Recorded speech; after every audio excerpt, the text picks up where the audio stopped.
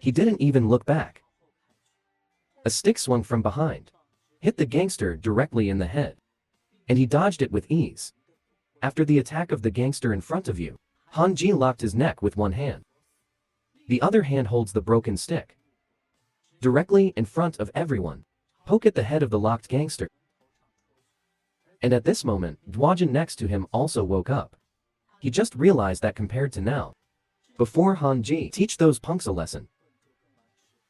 Chiaki Zhong, watching his men get beaten up horribly. He can't sit still now. He grabbed Kanazawa's arm in a despicable way. Motioned for him to stop again. He broke Kanazawa's arm. But Han Ji didn't seem to hear it. Then he threw a punch and killed the gangster in front of him. Chan Zhong thought his voice wasn't loud enough. Then she raised her voice and shouted at him. But Han Ji just looked at a dying person. He despised Chan Bear coldly. Do it, tell you to fight, brat. Chan Zhong thought he heard it wrong. He doesn't believe Han Ji, he doesn't even care about his own subordinates. Only Kanazawa sneered at him. If we Han Ji, so easily afraid of threats from others. How could he be in this mess? Dirty neighborhood survives until now. Chiaki Zhong was also completely enraged by Kanazawa's words. Okay? Just because of your amazing Hanji. He broke Kanazawa's arm with a stick. Chiaki Zhong clutches an iron rod. He mocked Hanji viciously. Regret it. If you want to blame Zhao Hanji, blame yourself for being crazy. But Hanji just glanced at him coldly. Then he kicked the fire bucket in front of him towards the gangster. Then jumped directly. Hanji's expression turned completely gloomy. Let's see if we'll regret it in the end. Who is it? Changqi Zhong can't imagine Zhao Han either. Ji is so tricky. He suddenly remembered his boss and Haiguang admonished him. Don't provoke Zhao Hanji's people.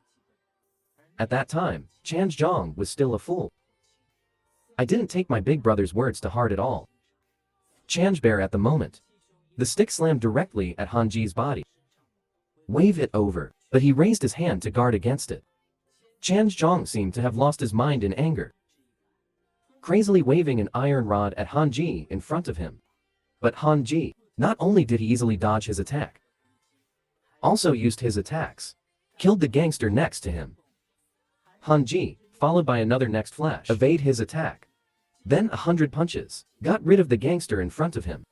And in Changshan, finally thought he hit China and South Korea with a stick. He was instantly shocked, stunned in place, his sturdy stick. He was actually beaten off by Hanji with his aunt's face. And now, when Hanji threw the gangster in his hand away, Chan Zhong's men have all fallen. Hanji also mocked him mercilessly. I like to save good food for last. The irrational Kiki Bear swung at him with a stick. Go, but Hanji just retreats easily. Follow the jab. Then he bombarded Chan Bear's face violently. But the cold bear skin is rough and fleshy, regardless of the pain. Grab the stick again and charge at him again. But Hanji, it was just a serious sidekick. Kicked his iron rod and bent it. Qian Kixiang also fell backwards with the iron rod, fell to the ground, gasping for breath. And Hanji just looked at him coldly. Get up quickly. I haven't done anything yet. Qian Kixiang also felt humiliated. He rose suddenly, hugging Hanji's thighs with both hands and jumping at him. He actually got the ascending airlift. Qian Kixiang also took advantage of this to constantly face, hit, and Hanji can only block it with a fist. Now, Qian Kixiang also remembered his big brother again. Tell him to avoid Hanji's advice as much as possible, and you get the advantage because of the sneak attack. The 1000 Key Bear who kept smashing fists. It's also mocking Hanji, but that's it. But suddenly, his pupils constricted. It was Hanji who caught the rhythm of his punch. After he controlled Qian Kixiang's hand with both hands, his legs locked him tightly. Then, Qian Kixiang's incredulous eyes. He wiped his arm clean. Han Qi still looked at him coldly. I heard the guy at Shadow Castle say. It's also your order to let go if you're not breathing. Dawa's text message was also sent by you. The murderous look in Hanji's eyes could not be stopped. Trash like you. It's better to disappear. The Chonchi bear that fell to the ground also panicked at the moment. He quickly mentioned their organization, the boss of Haiguang. If Hanji was moved, he didn't eat good fruit. But Hanji, the murderous eyes did not change in the slightest. He pulled the bear's hair directly with one hand. Despite his roar, drag him directly towards the fire bucket. And Hanji's voice sounded beside him. Since you dare to do anything to our family, then I believe you have also suffered the consequences of your failure. Are you ready? If you dare to treat others, do something unforgivable, then you have to be ready to pay for your actions. The price. Hanji's expressionless General Chanqi. The male's head is pressed into the fire bucket in front of him. And Chiaki Zhong, I finally felt his fear. He screamed frantically at Hanji for mercy. But Hanji's tone was still extremely cold. You didn't know to beg for mercy until now. He tightened his grip on the bear's hair, slammed him towards the fire, the sound of roasting meat. Screams resounded throughout. And Hanji's face was still extremely gloomy. I told you before, the moment you touch my brothers, you will pay a high price for your actions. When Hanji let go, Chanzhong also fell down with the fire bucket.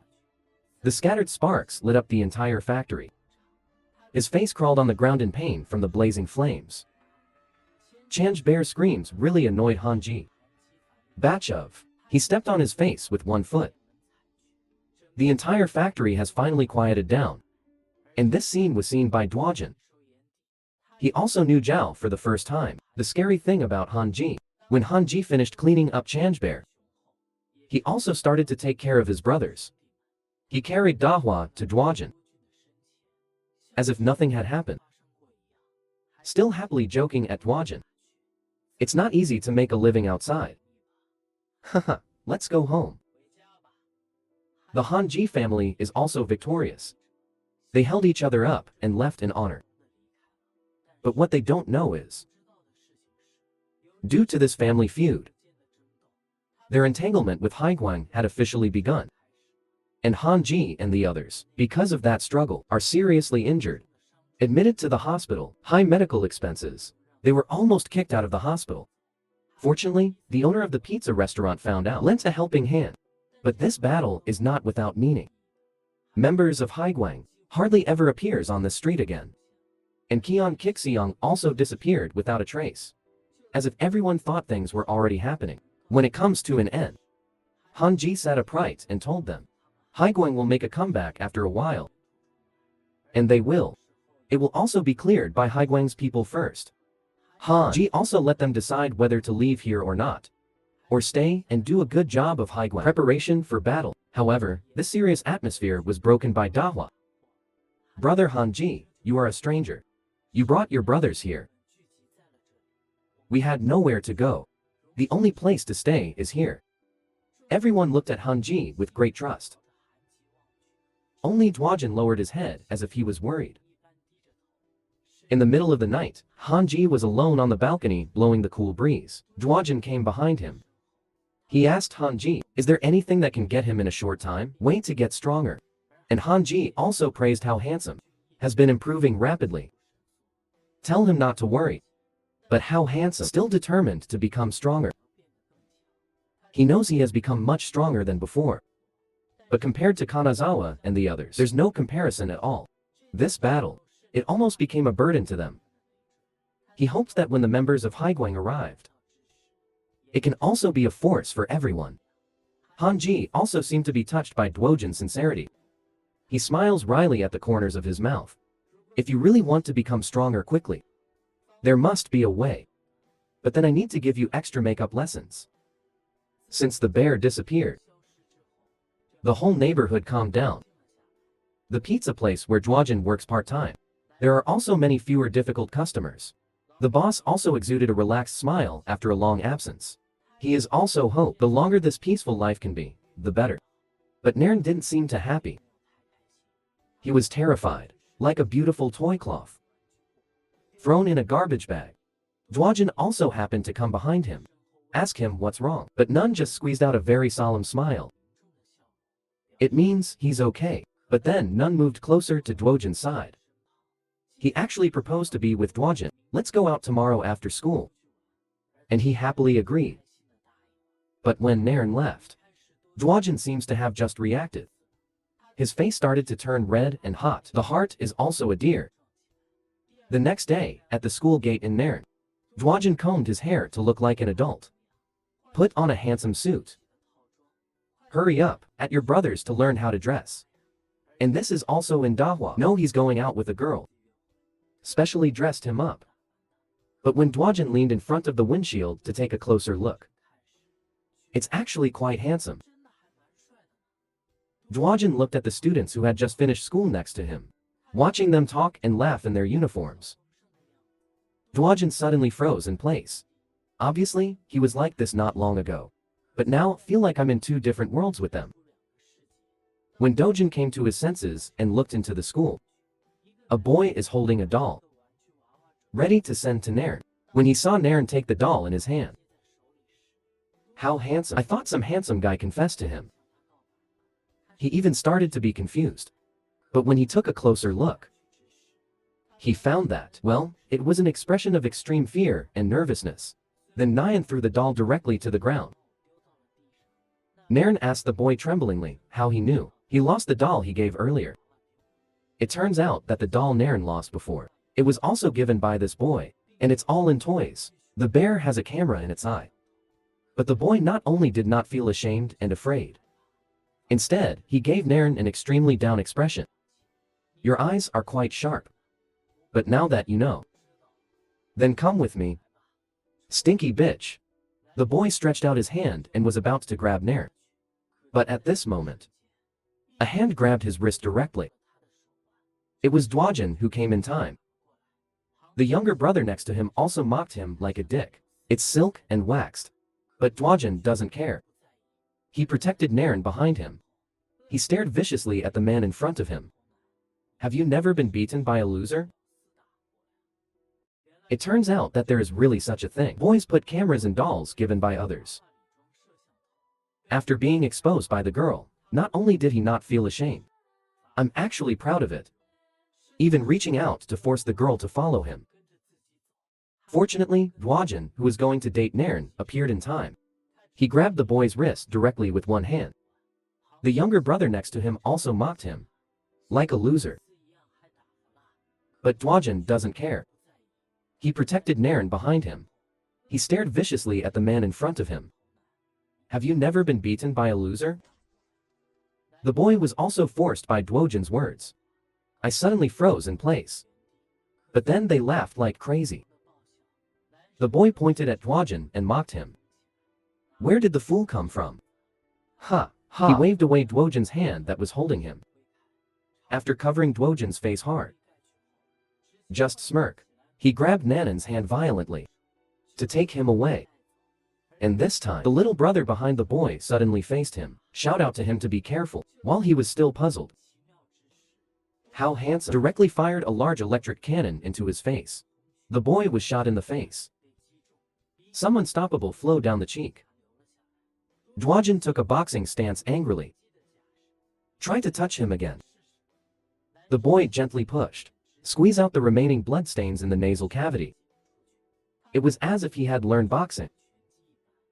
Contempt towards Dwajin also put on a boxing stance. Dwajin took the lead in swinging his fist at the boy's face. But he escaped by going down the mountain. The boy immediately turned around and hooked up fist towards Dwajin's chin. The jaw is connected to the brain. One of the most vulnerable places. Dwajin was also unstable after being hit. Almost fell. And the guy was just kind of twirling his arm. Start mocking. Other kung fu you learned about the three-legged cat? Nothing. I'll show you what real boxing is. At this time, Dwajin also forced himself to support himself. Standing up shakily. What are you talking about? Like a girl? The boy was so angry at his words that he itched his teeth. He clenched his fists. A few flashes forward, about to walk towards Dwajin. But the little brother next to him suddenly stopped him. It's around the school, after all. Exchange boxing techniques here, but I'm going to the office for tea. Although boys don't want to just let go of too many. But to avoid being invited to tea by the director, he was still choking on air, left with his men. Before leaving, he looked at Daojin. I remember you, boy. It's not over. After Dwajin and the others left school, went to a nearby coffee shop. He also asked Nairn directly, have you been bullied by that kid? But he just kept silent with an awkward face. But for Dwajin, he understood Nairn too well. He is facing Nairn tell of the painful experience of being bullied in the past. I wrote a book because I couldn't stand being bullied by others. Also because I can't find anyone to talk to. I even almost had a dangerous thought. And that any, whether in the store or at school. Always be patient. And when you really can't stand it every day. If it erupts. Maybe like me. Do something irreversible. Dwajin looked at it very gently. I will definitely help you. Tears fell on Nairn's hands. Nairn, who has always been incredibly strong. I cried for the first time.